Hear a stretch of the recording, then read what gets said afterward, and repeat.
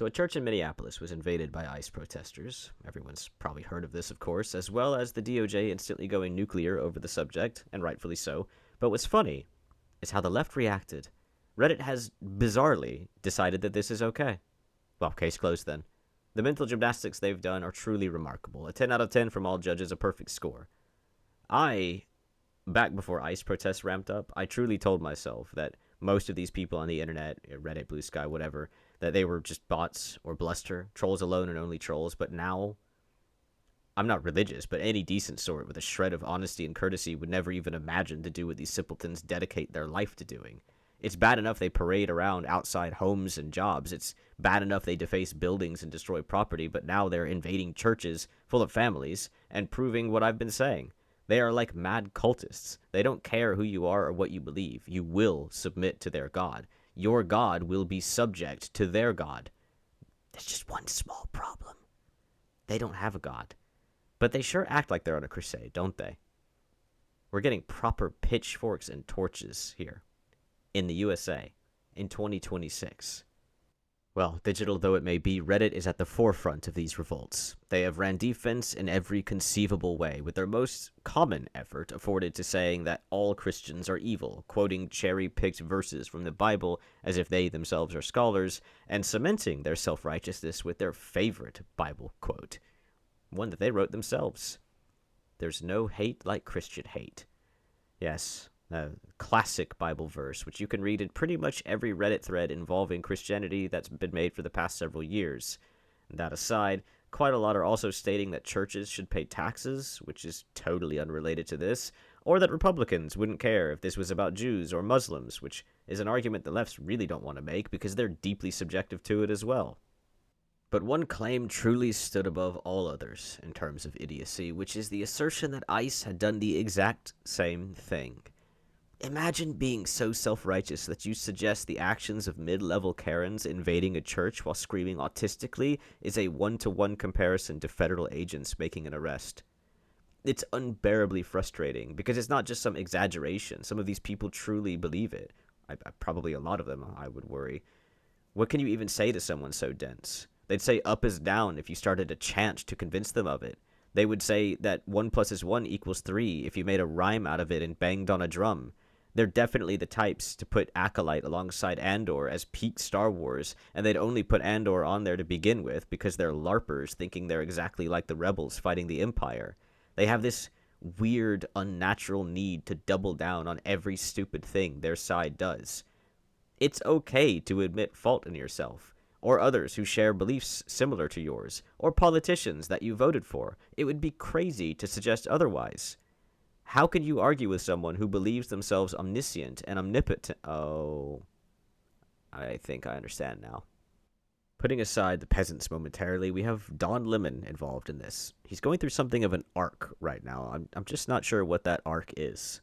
This is an operation that is secret, that they invited folks out. Now it's kind of mayhem. We're not part of the activists, but we're here just reporting on them. He continued his wannabe reporter, journalist, whatever shtick, integrating himself into groups of angry ne'er-do-wells with some belief that he was safe, and then having cornered people, he was shoving interviews down the throats of these people who were basically held hostage in their own house by total lunatics. Did they explain to you why they're here? They did not. They said that there is someone here in Easterwood, someone who is a member of ICE, and he's a pastor of the church. Our church had gathered for worship, which we do every Sunday. We asked them to leave, and they obviously have not left. So this is what the First Amendment is about the freedom to protest. Others commenting on this noted his poor wording and claiming that protests are meant to make people uncomfortable. Yeah, that was interesting to watch. This guy here, look, he's hugging his kid.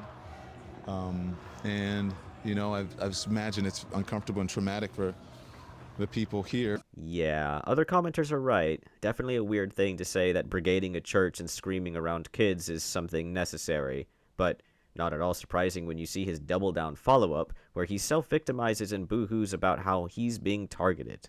Now, Lemon, meantime, defended his actions, saying this In a statement, it's notable that I've been cast as the face of a protest I was covering as a journalist, especially since I wasn't the only reporter there. That framing is telling. I stand by my reporting. Lemon has said that racism is a part of the ongoing immigration enforcement efforts. He has also said that some of his critics have a sense of entitlement based on white supremacy.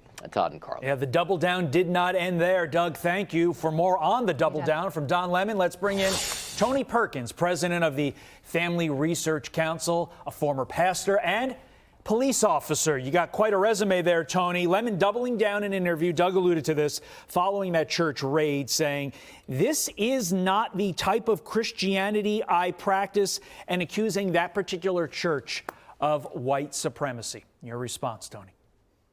Well, it's very telling. What we're seeing here is a very clear violation of the FACE Act, a law going back to Bill Clinton in the 1990s that was designed to protect abortion clinics, but Orrin Hatch put a provision in there to protect churches. They violated it. But we have to understand there's something bigger here. This is the hostility toward religion in this country has been latent for some time. Now it has become blatant, this hatred toward God. And going back to something that House Speaker Mike Johnson said before the Parliament just about an hour ago, that what is taught in the classroom in one generation will become the ruling philosophy of the next generation in government. And that's what we see. This is what has been taught, this anti-Christian, anti-Western values. Yes, I know what you're thinking. And yes, I did use a clip of Fox News just to be petty. I mean, Lemon, are you really shocked that they're going to target you? Have you seen your channel? It's exclusively anti-Republican content, and there's this blatant anyone who disagrees is a white supremacist vibe running throughout it. How could they not target him when not even 2 weeks prior to the church incident he posted a video purely to rant and rave at ICE, MAGA, and Trump? And you are treating people in an inhumane way, and you don't even understand why, because you're too dumb to figure it out. You are the poorly educated that Donald Trump loves. That's who you are. And you're out there doing his bidding, doing things that are illegal, doing things that are unconstitutional, doing things that are inhumane, like killing someone because you're pissed off because this person may be notifying people that you're in the area trying to round people up. That is that person's First Amendment right to do. You can do that as an American, but maybe not in Donald Trump's America. I don't even know what weight there is to claiming that it's journalism, considering Democrats are dumb enough to record and upload every action they commit anyway, including crimes. Do we need you out recording yourself to begin with? Can anyone just record themselves shoving a mic in the face of a visibly upset person, claiming it's journalism, and then using it as a get-out-of-jail-free card?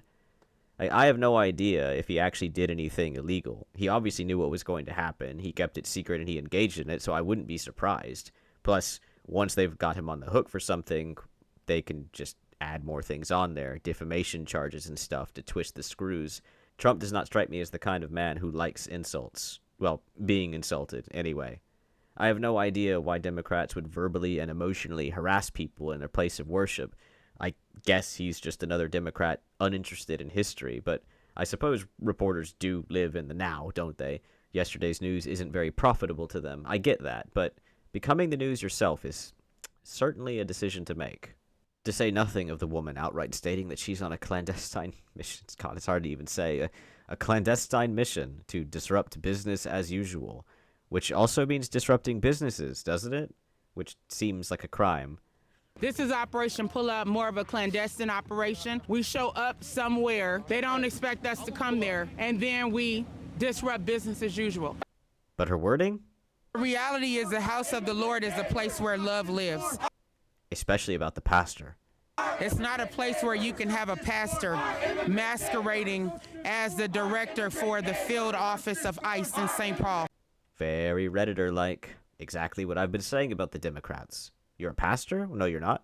You're not allowed to be because the Democrats say so. They don't like the kind of church you're leading, so you don't get to do it anymore. That's what they stand for, themselves. Just regarding this single incident of protesters invading a church, there are thousands upon thousands of comments on Reddit, with multiple threads hitting the front page for millions to see, and I'm sure it was just as bad on other social media sites. Anyone vilifying the villains gets downvoted, and anyone heralding the villains as heroes gets upvoted. This is also par the course. But this is recorded. Unquestionably recorded. Forget the people you see on Reddit. we see all of this in real life. These people pouring water all over federal property in the hopes of making government officials slip and fall. Mind you, some of these agents are a bit older, and they're carrying a decent amount of weight in their gear. Bones become brittle at a certain age. I think Piers Morgan just broke his hip, I think. I think he's around 60, right?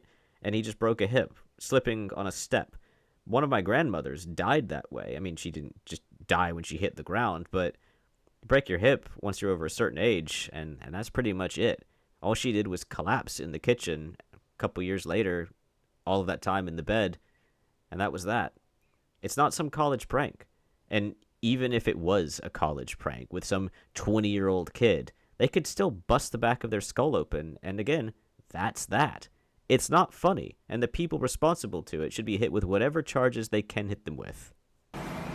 Jonathan Ross lives in my town. I'd love for everyone who doesn't like him circle around in his neighborhood. I won't say exactly what road, if it's Court or if it's Drive, you can figure that out. But I will just say that the numbers look a lot like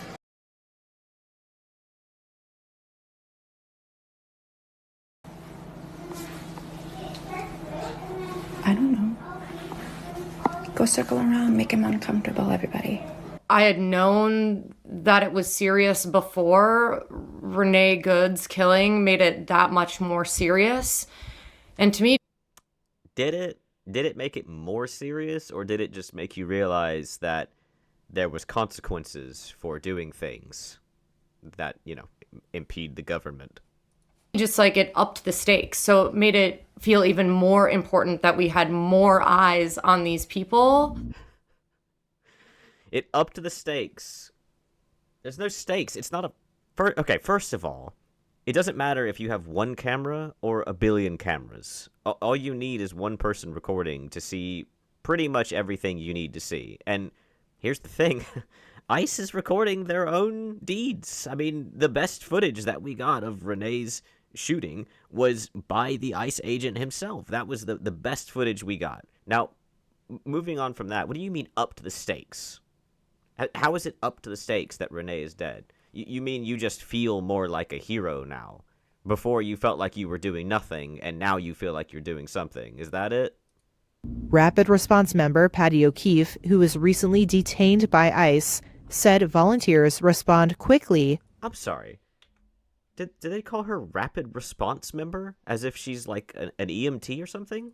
Rapid Response member Patty O'Keefe, who was recently detained by ICE, said volunteers respond quickly when alerts come in.